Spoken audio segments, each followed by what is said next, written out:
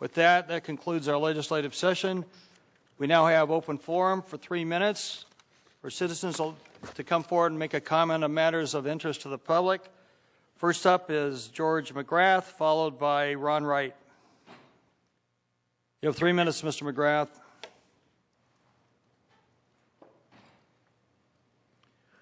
Council President, council members, I would like to encourage all of the voters in our area who have not yet filled out their ballots and turned them in to get it done. We're doing better than we did at the primary, but we're still a long, long way from counting as many ballots as we should, excuse me, we should have to count for a general election. And folks, this to me is one of the most important elections in your history in the city of Spokane. There are a lot of different aspects to this election that require your input, and your input is your ballot. So please, tomorrow, sit down, take that ballot, fill it out, and get it into either the post office or into a collection box by the library. Secondly, I would also like to comment that I think that using the dais as a bully pulpit to try to circumvent a person's right of free speech by interpreting it the way you want, our council president definitely usurped his authority and his position. I believe that he should apologize. Thank you. Mr. McGrath, I'm reminded that the gentleman that tried to take me out by beheading me appeared on your radio show between his threat and his conviction of malicious harassment. So I take whatever you say with a huge grain of salt. Next up, Mr. Wright.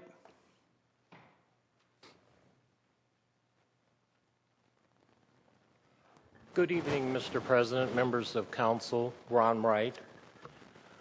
I'm here as a citizen of the city of Spokane. I'm here to talk about an action by certain members of the Spokane Police Department last Friday that was of great concern to me. As a former police union president, while I can understand the need to show emotional support to a former and trusted member, the action that they took within the federal courtroom was beyond the line. And I think the council president, being former military, understands where I'm coming from as far as the respect of the rule of law, the respect of the sanctity of the court, and more particularly the family of the victim that was in court. And as a former police union president, I don't know what they were thinking, because if they don't realize that they're under the microscope of the U.S. Department of Justice, they just put themselves on the radar. While I understand, in my opinion, it crossed the line. And with that, on the AutoZim case, I think it's very clear from the DOJ's own press release that they said there was an extensive cover-up in this investigation. And from my sitting in the courtroom, listening to the court testimony, reading the court documents, I concur. And my problem is more with the leadership than with the rank and file. This current command staff refuses to lead by example and expect excellence in the rank and file. And I think the mayor was totally disingenuous, so was the chief, when saying that these actions in the federal courtroom were not actionable. I have filed a complaint with Tim Burns, the ombudsman, and it's self-explanatory, and I'm not going to rehash that. Folks are free to read it on my blog site, ronthecop.com. But I will reiterate something that the council can do. The council's not powerless. They can request that the U.S. Attorney's Office expand their current criminal investigation to anyone that was complicit, aided, or embedded in the cover-up for obstruction of justice. Number two, request that the U.S. Department of Justice undertake a civil pattern and practice investigation of Spokane PD. I think this is well beyond what our current ombudsman can deal with. And even Chief Kirkpatrick said she would not oppose them doing so.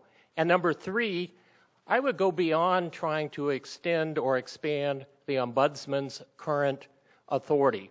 I think probably the easiest way to do it and to circumvent the MOU would be to ask the Board of Commissioners to use inquest panels presided over by a Superior Court judge using a random jury pool under rule of law and rule of evidence on all officer-involved shootings and officer-involved deaths. This would be a manner in which public transparency and these investigations can be vetted by the public in an appropriate manner where we will again have confidence in these investigations and our police department. Thank you. Thank you, Mr. Wright. As far as I know, the Department of Justice has not closed their file on this case.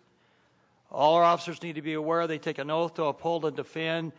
I think the Constitution laws of the U.S., the state of Washington, and the city of Spokane, and they are expected to conduct themselves as officers of the law at all times, no matter what circumstances. But I appreciate your comments. Thank you very much. Thank you, sir. Henry, you have 3 minutes.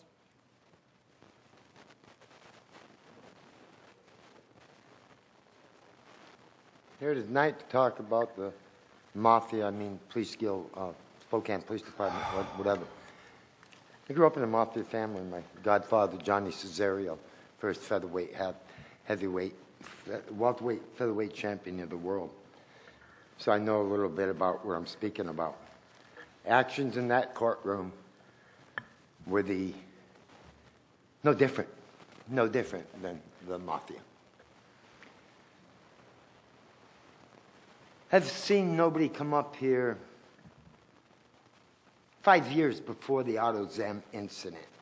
I came before you when I was assaulted by the same officer. I got a charge of, I think Mr. Corker was present. I got a charge of assault and battery on a police officer when I ripped the phone out of the wall from my daughter's husband in Connecticut because he made her cry and she got away from him. They took me to jail, and then I went to the state hospital for 90 days. When I come out, my daughter's back on meth, and I haven't seen her since. I went to the state hospital for 90 days, and I went to court, and I wanted to plead not guilty. They said, good, you can go back to jail. Maximum time I could get was 90 days. I needed to get out of jail. I need to take care of business. I since have police reports when I have been surrounded by those police. They don't surround me. I back up against something. And I've learned it's really good if you're going to call the police, do it where there's a camera. I suggest that we have cameras for all police officers on their head. I really feel sorry for the family of that police officer. I think he has post-traumatic stress syndrome and flipped out that day. I've looked at him in his eyes. And it's too bad he couldn't get some help. Some people have anger management problems. We need to train our police officers to handle people with disabilities or drunks. And one of the main factors in cities that have taken this on and have ombudsmen with power, when a 911 call says it appears to be somebody on alcohol or drugs, well, that's when the special unit comes out. It's a tragedy for the city, for the police department. We have many, many good police department in our city. But on a whole, I moved from this city because I was terrorized of the police. I've been beaten in Connecticut by police officers, 19 stitches on my head. And all of these were over my service animal issue. When I would go into a restaurant to try and enforce my civil rights and call, to no result, I learned that they like to beat you. We need to do something about this, and we need to do something about it now. It's gone out of hand. like it says here, the small guy doesn't stand a chance. Very despised. If it wasn't for the cover-up, I think he would have been found not guilty. So I appreciate, and I would like to see some charges brought against those. You made a thing of a code of conduct for you guys. Remember that. You all went through it in a code of conduct. Certain things you couldn't do. And our police department should be the same. And and one more question, I'm going to end it. Why did we have 3 cops here tonight? It scared me. We don't need to And answer. now we don't have none. It went from 1 to 2 to 3. Thank you, Henry. How much an hour? You can check with me later, and I'll tell you why we had 3 cops. Thank you. Okay, you might have a good reason. Yeah, whatever. John, you're up. John Olson. Thank God we ain't got too many days as you. Good. Good evening, John. Good evening, Council President Shogan, Mr. Snyder, Mr. Corker, Mr. Apple, Ms. McLaughlin, Mr. Rush, and Ms. Waldref. I sent you all an email this morning with an article from the New York Times with regard to police brutality and things that are going on in New York City. Across our nation, there are problems with our police departments. Spokane is not unique, but what happened last Friday is obscene. I wear my dog tags tonight. 1968, I took an oath to defend the Constitution against all enemies, foreign and domestic. Joe's taken that. You all have taken that same oath. One person responded to my email tonight. I have sent you emails before with regard to the same issues around constitutional rights, civil rights. There was a conviction, 12 jurors to none, for an officer who offended Mr. Zem's civil rights. 12-0. A convicted felon, a Spokane police officer. In court on Friday, there were some 40-plus officers of our police department that saluted a convicted felon.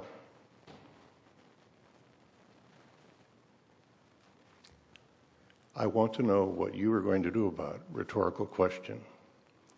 You're charged under the Constitution of the United States to protect the citizens. The mayor is. City legal department, which seems somewhat complicit in this, has probably signed the same oath. This cannot go on any longer. You're charged to do something. You've done nothing. Multiple people have approached you, talked to you. The only person on council that's spoken on this is Mr. Apple tonight. I think you should be ashamed of yourselves. Thanks for your time. Thank you. Good night, Henry. Mr. Rowse.